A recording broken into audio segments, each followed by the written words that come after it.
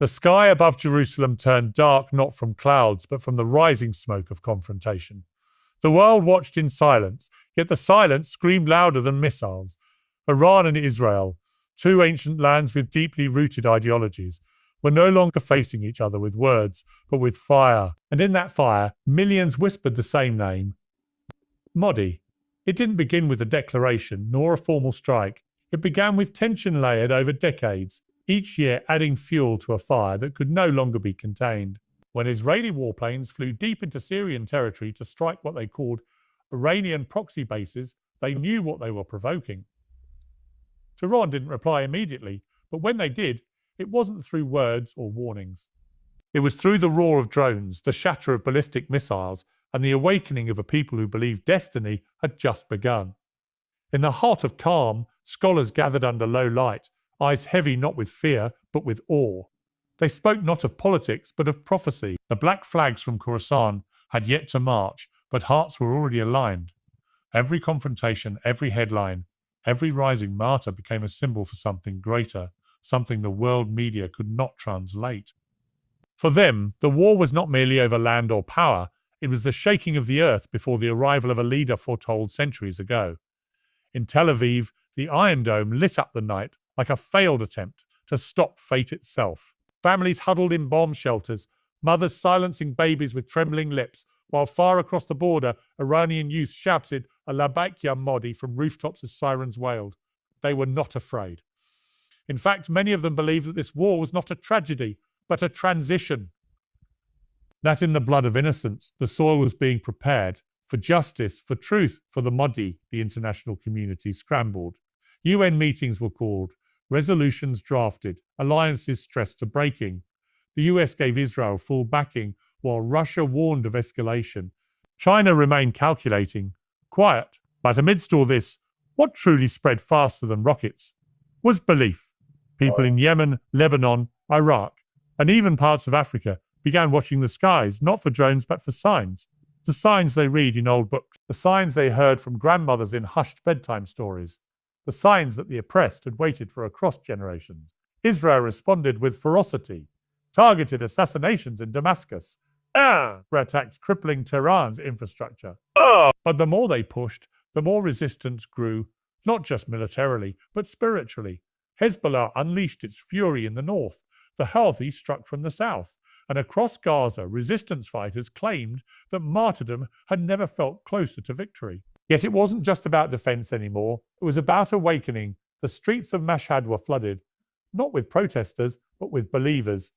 Young men and women waving flags of Zara, Ya Abbas, and Ya Mahdi. There was electricity in the air, a fever of faith, a belief that this war, unlike any other, was the storm before the sunrise of divine justice. Even secular commentators began to question, was this just another Middle East conflict? Or was it something different? Something ancient resurfacing in modern form? And then, something even more chilling. Israeli military intelligence picked up encrypted Iranian messages repeatedly referencing al-Yamama and al-Safiyani. These were not standard code names, they were references to Islamic astrology. In Tehran's highest officers, these weren't metaphors, they were motivations. Iran's leadership stopped using diplomatic language. They spoke in terms of right and wrong, light and darkness, oppression and resistance. And from the pulpits, ayatollahs did not speak of ceasefires, but of global transformation. They reminded the world that when the world would be drowned in tyranny, when blood would flow unjustly, when the cry of the oppressed would echo from east to west, then the awaited one would rise. What terrified the West wasn't just Iran's firepower, it was Iran's belief. Israel, too, was not without vision. For them, the very mention of Mahdi echoed the fear of annihilation. Their fear wasn't simply geopolitical, it was existential. Rabbis debated scripture, trying to understand if this war was leading to Gog and Magog. Evangelical Christians, watching from America, began interpreting it as the final battle before the return of their Messiah. Everyone was reading the signs. Everyone was drawing lines across prophecy. When Iranian ballistic missiles struck the heart of Israel's Negev nuclear research center, the world gasped. Israel retaliated with full-scale aerial bombardments across Iran's western border, triggering Hezbollah's invasion of northern Galilee. The entire region became a battlefield. Yet, amid all this death and chaos, a single voice echoed through every battlefield radio, every underground meeting, and every grieving home. We are preparing for him. The Imam of the time, the Mahdi, was not just a concept anymore. For many, he was becoming a reality. As the fires blazed across ancient lands, something shifted, not just on maps, but in hearts. From the ruins of bombed-out cities to the minarets still standing tall against the night sky, the cry of Adrik Yomudi began to sound louder than the thunder of war. Iran no longer stood alone.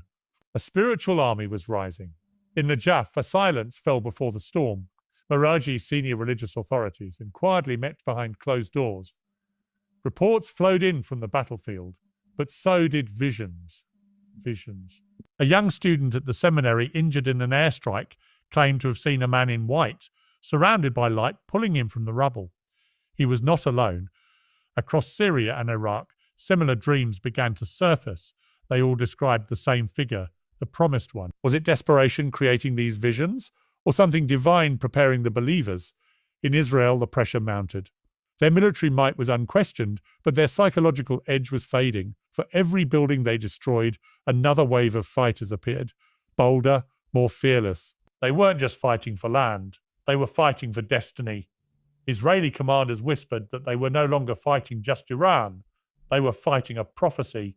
The Mahdi narrative wasn't just growing, it was exploding. From Pakistan to Morocco, Shia communities flooded the streets in spontaneous rallies. Chants of Ya Mahdi, Ya Mahdi, Ya Mahdi, Ya Mahdi echoed with such force that governments feared unrest. Sunni scholars too began addressing the possibility of the Mahdi's. Even those who had long avoided such topics now found themselves cornered by popular demand. The war between Iran and Israel had crossed its borders. It had become an ideological spark, lighting fires across the globe. In Western capitals, intelligence agencies began intercepting encrypted messages referencing obscure hadiths. Terms like Anafsi Zakiya, Isofiani, and Khorasani appeared in military transmissions. The CIA reached out to religious scholars. This was no longer a war fought only with weapons. It was a war of signs, symbols, and scriptural momentum. Iran's leadership declared the war sacred, not political. Sacred. General Qasem Soleimani's successor stood at a shrine in Karbala and said, "The blood we spill today is the seed for the one who will rise tomorrow. Every bullet we fire is a whisper to the Mahdi. We await you." Crowds wept. Mothers sent their sons to war not out of grief but with pride. "Be among his army," they said, "or die waiting." Meanwhile, in the occupied West Bank, Palestinian youth joined the spiritual momentum. Though divided by sect, they were united by a common hope that oppression would finally fall. Some began quoting sermons not from politicians but from eschatological text. The call for liberation was now interwoven with the call for the Mahdi. At the same time, Israel hardened. It expanded its strikes. It authorized the use of deeper, deadlier weapons. Entire regions in southern Lebanon and western Syria were flattened. But it was too late. The idea had already escaped the battlefield. The Mahdi's name was no longer whispered. It was shouted. In the streets of Tehran, a mysterious group calling itself Ansar al-Mahdi emerged. They claimed no political allegiance, no military hierarchy, only a divine mission. They broadcast messages that resonated across the region. He is near. This war is the smoke before his flame. No one could confirm who led them, but they operated with precision, intelligence, and an eerie calm, as if they already knew how the story ends. In Europe and America, Muslim youth began trending hashtags referencing the Mahdi. Videos from Gaza, Yemen, and Iraq were overlaid with Quranic verses foretelling the rise of the oppressed and the fall of tyrants. Sermons were shared, breakdowns of hadith were analysed, and voices from exile began calling believers to prepare. Not for political revolution, but for spiritual upheaval. Then came the moment that stopped the world. Iran's supreme leader issued a rare live address. The world expected defiance. What they heard instead was revelation. "We are not in a war of politics," he said. "We are in a war of time. A war of truth against falsehood. And this is the era of the Mahdi." The speech was dissected by analysts across the globe. Was it coded instruction? A final escalation? Or was it exactly what it sounded like? A proclamation that this war was not for today, but for the end of days. And still the war raged on. Israeli jets bombed Tehran's outskirts. Iran responded with volleys that struck deep into Israeli military zones. Iraq's militias crossed into Syria. Lebanese villages were emptied as Hezbollah fortified its front. Saudi Arabia, though cautious, began tightening its regional posture. Jordan closed its borders. Egypt remained on edge. The Middle East had become a powder keg of prophecy. And through it all, the followers of Mahdi waited. Not in faith, but in faith. The battlefield was no longer in Gaza or Tel Aviv or Damascus. It had entered the soul of the Ummah. Every mother's prayer, every martyr's blood, every child's cry, all carried the echo of a coming moment. A moment long foretold. A leader who does not campaign. A general who does not need an army. A presence that will turn night into dawn. The world stood on edge, not knowing whether to fear the next missile or the next miracle. As Iran and Israel exchanged fire, something deeper began to move in the shadows of this conflict. An awakening that bullets could not kill. The war was now more than politics. It had become a test of truth, a trial of the believers. And from the blood-soaked sands of the Middle East, a whisper grew louder. He is near. In Karbala, millions gathered, not for protest, but for prayer. Prayer. The city, illuminated by nothing but lantern hope, had become a symbol. Pilgrims walked barefoot for days to reach the shrines of Hussein and Abbas, and upon arrival, they all made the same dua. O Lord, hasten the reappearance. The battlefield had changed. Faith became armor, and tears became weapons. Iran's commanders began referencing not generals or tanks, but dreams. They reported seeing visions among the soldiers. One claimed to have seen a rider dressed in white, carrying a black flag, leading men across fire unharmed. Another said a child buried under rubble called out the name of the Mahdi before dying with a smile. Was this imagination or divine coordination? Even Israeli soldiers began to feel something eerie. Some refused to enter certain territories, saying they felt a heavy presence. Unexplained malfunctions occurred in highly secure zones. One drone veered off course and crashed into an Israeli base without cause. Engineers were baffled, but Iranian clerics weren't. Even the machines recognized the moment, they said. A global spiritual hunger erupted. Shia and Sunni, once divided on interpretations, began to echo each other. Prominent Sunni scholars from Yemen and Sudan appeared in Tehran, calling for unity under the banner of the Awaited One. Across Africa, movements pledged allegiance to justice and the end of tyranny. Indonesia, Malaysia, and even parts of Europe saw mosques filled beyond capacity. This wasn't just politics anymore. This was prophecy fulfilled in real time. The United Nations called for an emergency session. But what could they debate? Sanctions, ceasefires. These tools belonged to the past. The people in the region were no longer begging for world peace. They were preparing for divine order. The battlefield changed again. Not just on earth, but in the skies.